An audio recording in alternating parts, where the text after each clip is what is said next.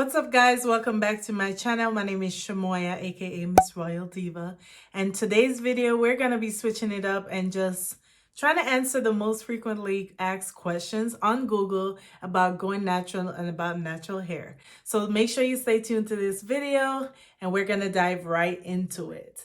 And before we get started, don't forget to give this video a thumbs up if you like it. Don't forget to leave any comments down below. And if you have any questions after this video, please leave a comment, and that way we can build and grow on this channel. So first, I'm going to talk a little bit about my journey going natural. I decided to go natural in 2017. So what started it for me was I used to get relaxers. Actually, I used to do them myself. I didn't have a routine. I didn't know much about anything, any of the products that I was using. So I decided at first to just do some research, see what everybody was talking about, and just, learn as much as I could before I decided to actually do it, because going natural is definitely not easy. It is possible, but it's not easy. That was the first thing I did. I went on YouTube just like this, watch as many videos, learn as much as I could, and then I decided, okay, yes, I'm gonna do it. So I had my last relaxer the first week of July, and then that was it. I did spend a lot. You don't really have to spend a lot when you go natural, but I did end up spending a lot. I think I'm gonna do a video on like a starter kit, beginner kit of just all the things you really need when you decide to go natural. You don't have to get everything all at once, but I think I'm gonna do a video on that. And if you guys are interested in that video, leave me a comment down below and let me know that I should do it. And I decided to transition instead of doing a big chop. So I think the reason why I decided to transition was I was kind of scared. I wanted to slowly let it grow without cutting it off. So after cutting off whatever relaxer I felt safely cutting off, I decided to go to the salon and let her just finish fine-tuning it, cutting off the rest, trying to even it up and, do what she do. I went and got it tapered cut. I did enjoy having the short taper cut for a very long time, but then I wanted to see what it would feel like, just to have longer. I want to have longer hair. I decided to just let it grow from there. As you can see, this is it being old and almost at wash day, so I can finally kind of get it up into a pineapple now. So I went on Google and I typed in frequently asked questions about natural hair, and I just kind of scrolled through and picked out 6 questions.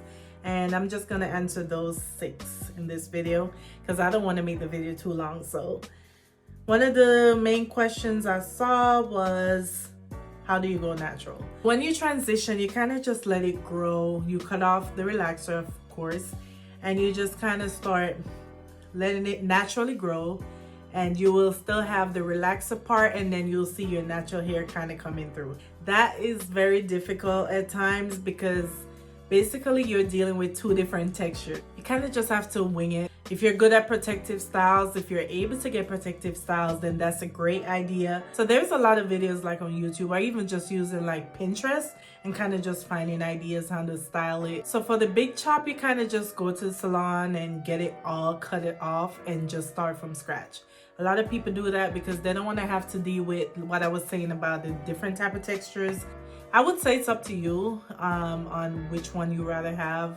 There's no right or wrong way. And whichever one you choose is going to be you're going to take a different approach, because if you already cut it all off, then it's all natural. You have to kind of learn how to style and, get around that shortcut. If you transition, it's also the same thing, because then you're dealing with 2 different textures and trying to figure that out as well. So the only heat I applied while I was transitioning was deep conditioning. I cut off the blow dryer, I cut off the flat iron. There's no more applying all that heat, because at that point your hair is very delicate. Like, you're dealing with what they call the mark of demarcation, which is right where it's turning natural, where the natural meets the relaxer. It's a very delicate part right there, so you want to make sure you're using caution. So the last thing you want to do is add that flat iron. It's just gonna keep breaking out. I would suggest, if you're going natural, get them back, put them in the back of the cabinet. Don't even use them. Like, I put mine to the back. I didn't touch them for a very long time. But what you want to do, if you're going to be using the blow dryer, make sure you use the attachment that concentrates the heat just on like your roots or your scalp, and also the diffuser attachment. So that's what I did. I went out, I did get a new blow dryer, and I made sure I had those two attachments with it. Question number 2, what products to use when going natural? Here's another question that there's not a lot of right or wrong when it comes to this question. There's some key products to have, and I can share a little bit of tip on that. So the first thing I would say is definitely like a sulfate-free shampoo. Very easy to find. If you read the bottle, the first thing it should say on the front after the name or somewhere there, sulfate-free. Like, you want to cleanse your hair, but you don't want to strip it of the natural oils and stuff that grows your hair. That is something I wish I knew a very long time ago, but it's never too late. Get you a sulfate-free shampoo. Do need to clarify once in a while if you're trying to get everything out, because buildup is real when going natural. Because we use so many products, it's just like it just sits there. So you do need to get all that out. Regular conditioner, you really don't need. It's a preference, because a lot of people feel like they need to detangle. Like after shampooing, they apply that conditioner to detangle. Most of these shampoos that I use that are moisturizing, I'm detangling before I get to the conditioner. If you're shampooing and your fingers go right through, then that's a good shampoo, because it's also detangling. What you do need is a deep conditioner. I deep condition once a week. There's no excuse. There's no skipping it. I deep condition once a week. That is where you really get that deep penetration. But anyway, that's where you do get that deep penetration into your hair and just kind of get back some moisture in really well. So your shampoo, your deep conditioner, your oils, that's another preference. It's gonna be something that you learn once you kind of know your hair type and see what your hair likes. And think about oils or sealants. You're trying to seal all the moisture in that you just deep condition and put in like a leave-in conditioner. So you're trying to lock all that in. So your oils are important, but it's gonna go by what works for you. So I use all the lighter oils: olive oil, grapeseed, avocado, peppermint, argan oil. I use a little bit of olive oil if it's mixed in with something, but not just the thick oil anymore by itself. But yeah, see if it works and keep using it if it does. And leave-in conditioner I just mentioned a while ago, that is where I believe I get most of, that is like a staple in my regimen. It's very important. I'm surprised that some people don't use a leave-in conditioner, but I love it. Number 3, how often should you wash your hair? That's another preference. It's gonna be up to you. But if you're starting out, I would recommend doing once a week and just kind of see how that works for you. Just say you wash it on Monday, you kind of see each day, did it get really dry by Wednesday? Do you feel like you have a lot of buildup? You see a lot of flakes? Maybe you feel like you need to wash it one more time for the week. That's gonna be up to you. Or you washed it and then you notice that it's still super clean, super moisturized within a week, and you might want to push it another week. That's gonna be a preference. It's all up to you. There's no right or wrong way. Or how do you keep your natural hair healthy? How do I keep mine healthy? I have a wash day routine. My wash day might change because my days off of work. So I might go between Monday, Tuesday, Wednesday, but the routine remains kind of the same. The steps remain the same. I would say once a month, I do a hot oil treatment. I can do another video. I can do a video on that just to show you guys how to do that. Have a wash day routine. That's number 1. Number 2 is just being more educated and conscious on what I'm using and what type of products I'm using. Make sure you do your own research, because YouTube sometimes can be good, but it also sometimes, like, there's people who get paid to say the things they say. So you don't want to trust everything, but you can do your own research and deep conditioning.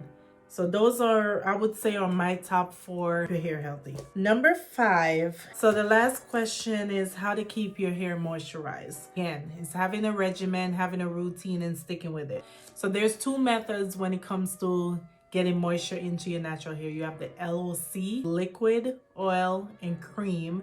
And then you have the LCO, which is liquid, cream, and oil. I would suggest trying both of them, see which works, and then I still rotate sometimes. It kind of depends on the product that I'm using, because some products I feel like they work better if I do the LCO. And then there's other products that I feel like last better or do better if I do the LOC. Quickly, liquid can be water, or it could be like a water-based leave-in conditioner. Your creams are gonna be like your custards, your curling cream, any of those creamy, thicker products, and then like the same oils that I mentioned earlier, then that would be your oil. All right, guys, I think I answered all these questions today. I didn't, like I said, I didn't want to do like 20 questions. I just wanted to pick a few of them and try to answer them based on my experience so far. So yeah, in wrapping up this video, if you're going natural or if you already started and kind of struggling, I would suggest coming up with a hair routine, having a wash day routine, having a regimen, trying to figure out what works for you and what don't. Hair grows at different rates.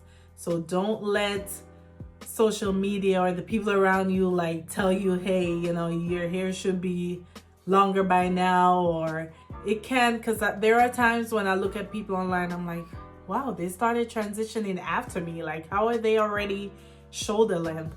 There's certain things you can control, but there's also things that you can control. So just worry about the things that you control, which is making sure you clean your hair properly, making sure you're not applying heat, deep conditioning, drinking water, wearing protective styles. That's very important because the cold can damage your hair. Like right now it's getting kind of cold.